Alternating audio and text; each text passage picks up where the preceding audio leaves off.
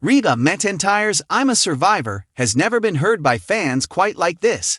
The Queen of Country collaborated with singers Anthony Gargiulo and Jonathan Tilkin to perform a divine rendition of her well-known song in an Instagram video posted on November 12. The harmonies are very stunning. McEntire's latest milestone was honored by the brief acoustic performance.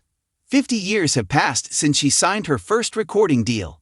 In fact, she was recently honored in Nashville at an event where she was surprised with lovely words before her acceptance speech by her co-star Melissa Peterman from Happy's Place and her fellow voice coach Michael Bublé. A single mom who works 2 jobs and also happens to be a legend. Huge congrats to Reba on celebrating 50 years since signing her first record deal. Gargiulo said in the post, "The 70-year-old McEntire is the best harmonizer, and she demonstrated once more that age is just a number with this performance. They've returned. Together, these 3 deserve an album.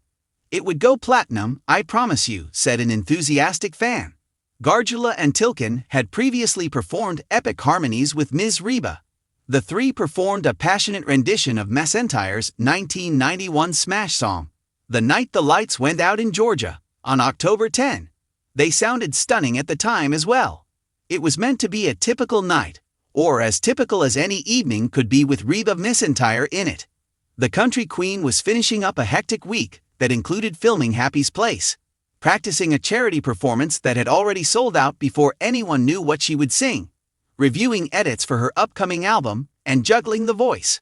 Her company had advertised it as a night with Reba, a warm, sentimental evening of storytelling and music at a historic red velvet-lined theater in Nashville. Everyone thought magic would happen. Nobody had anticipated Michael Bublé. At first, everything about the night felt cozy and comfortable. Buzzing with the happy, nervous energy that Reba's concerts usually evoked, fans waited in line for hours in advance, decked out in everything from cowboy hats to sequins. The scent of popcorn and perfume filled the lobby. A placard that said, "We named our daughter Reba," was held in the hands of an elderly couple.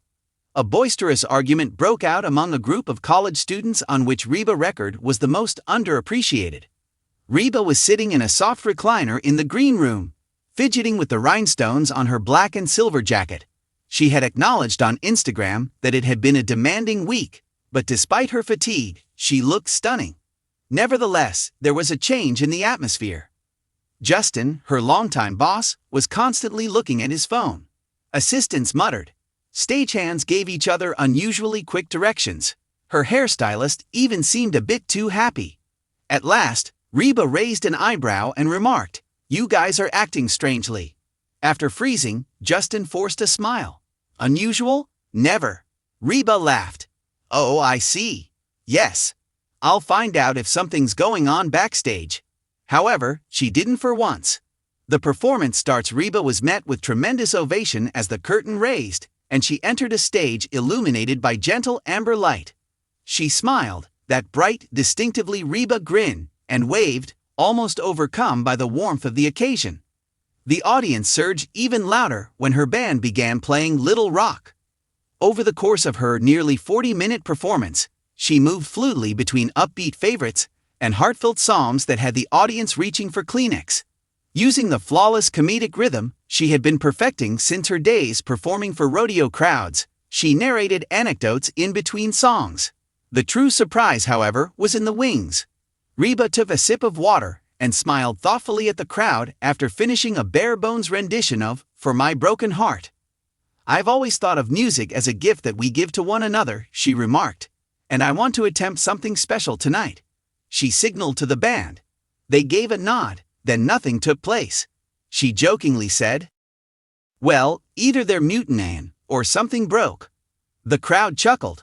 Someone tapped a microphone behind her. Over the speakers came a smooth, velvety voice. "Or maybe, darling, you're not singing this next one alone."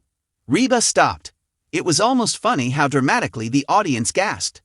Michael Bublé appeared from the left side of the stage, waving and scuttering, as if he had just shown up at a family reunion to which he was not invited. Reba's mouth fell open. "Michael Bublé, why on earth are you in this place?" Michael strode over to her and gave a fanciful shrug. I heard that Nashville was enjoying a sophisticated evening. I came to spoil it, of course. The audience let forth a roar. The audience jumped up and down, and Reba put her arms around him. She appeared truly shocked, almost speechless, which was almost unheard of. At last, she continued, "Michael, if this is some sort of prank, I swear, no joke," he declared. A small surprise for someone who deserves a night to remember. Why Michael was there? Reba was unaware that Michael and her staff had spent weeks planning the entire surprise. Michael had informed producers that he wanted to see Reba while he was in Tennessee recording vocals for a holiday special, but not just for a quick backstage look. He desired to join her in singing. On the stage.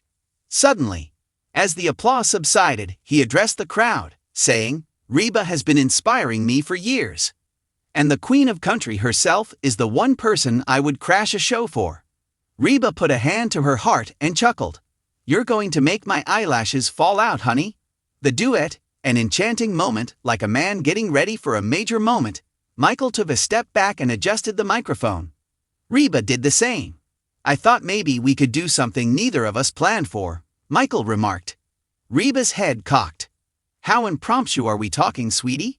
He gave forth that distinctive boobla smile. Very impromptu.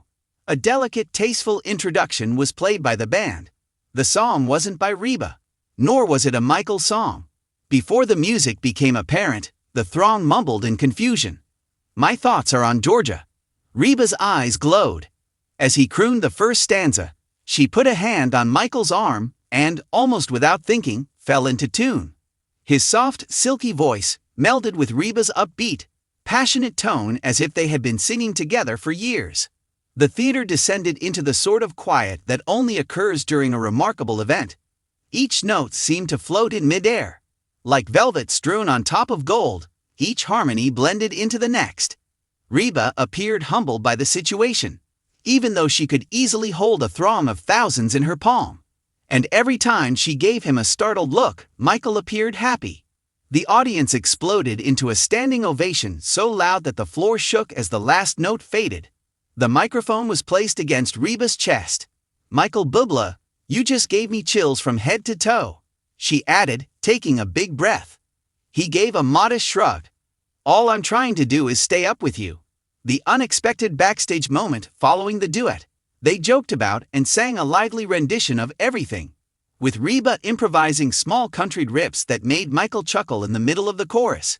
Backstage, however, was the night's most charming moment. Reba turned to him and whispered, "You didn't have to do that, honey," as they walked offstage together, still beaming from the duet. "However, I'm very happy you did." Michael gave a headshake. "I desired to. Every day, you give so much to everyone. You were supposed to get something this evening." Reba wiped away her tears. "Gosh," she whispered. "Next time, I'll need waterproof lashes." Fans go crazy, in the best kind of way. The internet was already booming by the end of the show. Videos of the duet went viral so quickly that it seemed like everyone on the planet saw it in a matter of minutes. Among the tweets from fans were, "Reba gets surprised by Michael Bubla. I didn't realize I needed that crossover. My heartbreak and seasonal depression were both cured by this duet. Please have someone put them together on The Voice. Right away." Reba's exact moment of shock. Eyes wide, hands rushing to her chest.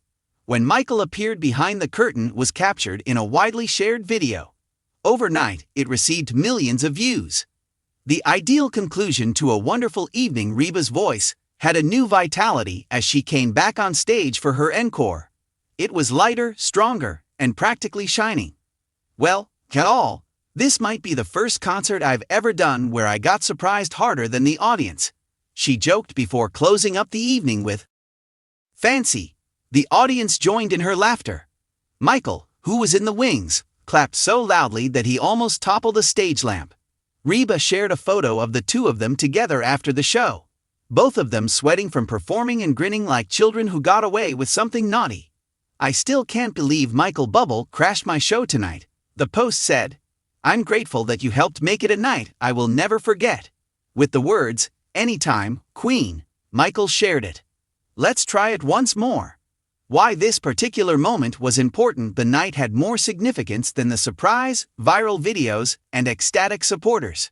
While coaching on The Voice, hosting a new sitcom, creating new music, juggling charity events and tours, and still finding time to support up-and-coming musicians, Reba had been navigating one of the busiest times of her career. She had acknowledged in public that she was appreciative yet exhausted. This surprise was more than simply a good time.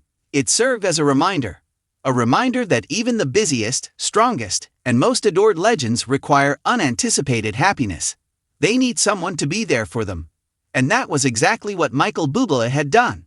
He surprised Reba McEntire with a present she didn't realize she needed.